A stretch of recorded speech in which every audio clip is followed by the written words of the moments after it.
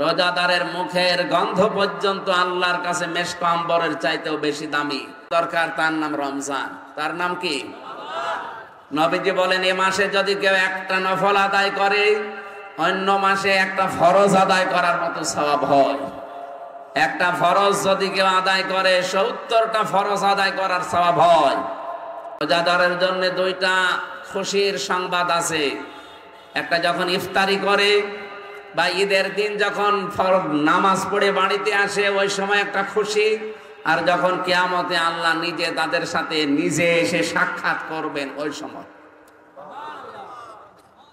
আল্লাহ রাব্বুল আলামিন রায়ান নামে একটা দরজায় বানিয়ে রেখেছেন, শুধু রোজাদার ছাড়া ওখান দিয়ে কেউ যেতে পারবে না।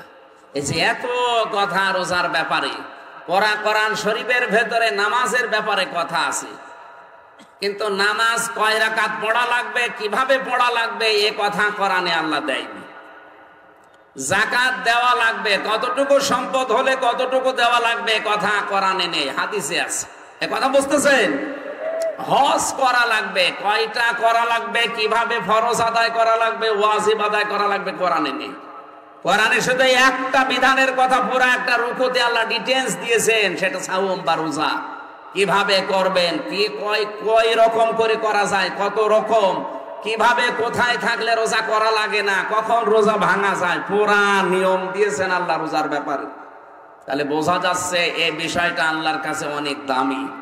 এদের একটা রাতও দিয়েছেন আল্লাহ, খায়রুম মিন আলফি শাহর, যেটা হাজার হাজার মাসের চাইতে উত্তম। এখানে আলেম আছেন যারা, তাদেরকে বলছে এখানে কিন্তু আল্লাহ আলফন ওয়াহিদুন দেননি, যে 1000 মাস না, আলফন শাহরুন, এটা হাজার হাজার মাসের চাইতে উত্তম। কত উত্তম এটা আমাদের মাথায় ধরবে না। এত ফজিলত আল্লাহর নবী বর্ণনা করেছেন রমজানের। কিসের কারণে? এ কোরআনের। কিসের কারণে? শাহরু রমাদান আল্লাযী উনজিলা ফীহিল কোরআন, এই সেই মাস যার নাম রমজান, যে মাসে আল্লাহ কোরআন নাযিল করেছেন। সুতরাং বিয়েতে যেমন বরের দাম সবচাইতে বেশি, 1000 বর যাত্রী আছে, তার ভেতরে বরের দাম বেশি। এই 12টা মাসের ভেতরে আমার আল্লাহর কাছে কোরআন নাযিল হওয়ার কারণে রমজানের দাম বেশি হয়ে গেছে। বলেন সুবহানাল্লাহ। তাহলে হাজার হাজার মাসের চাইতে উত্তম একটা রাত আপনি সামনে পাবেন। নবীজি মাসগুলো পেলে দোয়া করতেন, আল্লাহুম্মা বাল্লিগনা, আল্লাহুম্মা বারিক লানা ফি রজব ওয়া শাবান ওয়া বাল্লিগনা রমাদান। রজব আর শাবানের বরকত আমাদেরকে দান করো, আর রমজান পর্যন্ত আমার হায়াতটা বাড়িয়ে দাও। কারণ রমজান পর্যন্ত হায়াত বৃদ্ধি হয়ে গেলে আমার নেকি কামাই করা সহজ হবে। বলেন সুবহানাল্লাহ। আমরা এখন থেকে প্রস্তুতি নিতে থাকি রমজানে, পুরা রমজানে অন্তত কোরআনে কারিমের আরবি যারা পারেন না শেখার জন্য চেষ্টা চালান। যদি আপনি শিখতে শিখতে আলিফ বা তাসা শেষ না হয়, মারা যান, আপনি তালবে ইলম হয়ে মরবেন, বিনা হিসাবে আল্লাহ জান্নাত দিয়ে দেবে। আর যারা আরবি পড়া শিখে ফেলেছেন তাদের উচিত হবে পুরা রমজানটাকে কাজে লাগিয়ে ওরাটা মাতৃভাষায় একবার হলো আপনি শেষ করবেন। কি কথা বুঝতেছেন? 3 বছর ছেলে থাকার সময় আমি প্রায় 75 বারের উপরে মাতৃভাষায় পড়া কোরআন শেষ করে আমার আয়ত্ত করে ফেলেছি প্রায়। আপনি যদি একবারও করতে পারেন পুরা 30 দিনের ভেতরে, দেখবেন আপনাকে দিয়ে ভবিষ্যৎ জীবনে কেউ শিরিক বেদাত করাতে পারবে না। এদেশে শিরিক আর বেদাত মানুষ করে এই কারণে এটা জানে না। আল্লাহ আয়াতের শেষে দিয়েছেন হুদাল লিন্নাসি ওয়া বায়্যিনাতিম মিনাল হুদা ওয়াল ফুরকান। এটা সত্য মিথ্যার পার্থক্যকারী কিতাব। সুতরাং কোনটা সত্য, কোনটা মিথ্যা, কোনটা বেদাত, কোনটা ঈমান, আপনি এটা যদি মাতৃভাষায় জানেন, পড়তে পারবেন, বুঝতে পারবেন, আপনাকে দিয়ে কেউ আর শিরিক বেদাত করাতে পারবে না। সৌদি আরবে অন্যান্য গুনাহ আছে, আমি জানি, আমি নিজেও ছিলাম, কিন্তু ওখানে প্রকাশ্য শিরিক আর বেদাত নেই। খোদ যারা সৌদি আরব ওরা অন্যান্য গুনাহ করে, আমিও মেনে নিলাম ওরা করে, কিন্তু শিরিক আর বেদাত এই গোনাটা ওরা যারা ওই দেশের বাসিন্দা করে না। শিরিক বেদাত নেই তা না, করে ভারতের লোক, পাকিস্তানের লোক, বাংলাদেশের লোক যে করে।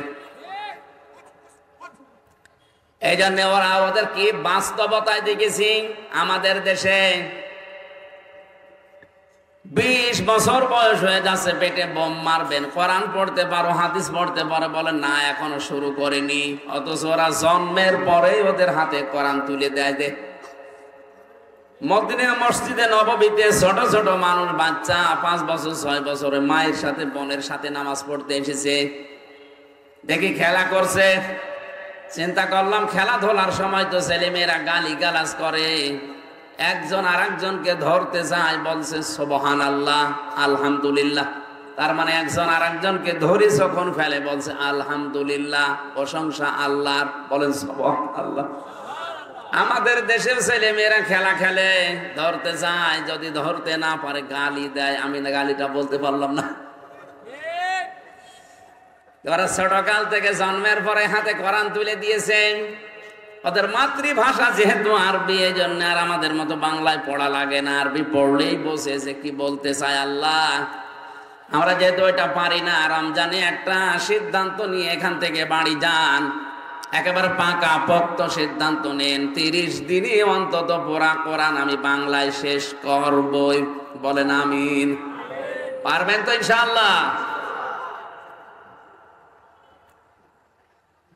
রমজানের কি হলো গুরুত্বপূর্ণ কি, আওয়াজ কমে গেলে তো গলা ভেঙে যাবে।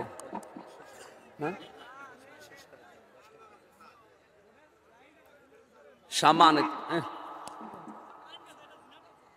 জেনারেটরই চলো, কিন্তু আওয়াজ তো কানে আসা লাগবে, এখন তো গলা ভেঙে যাবে। সুবহানাল্লাহ আলহামদুলিল্লাহ, তাড়াতাড়ি ভাই।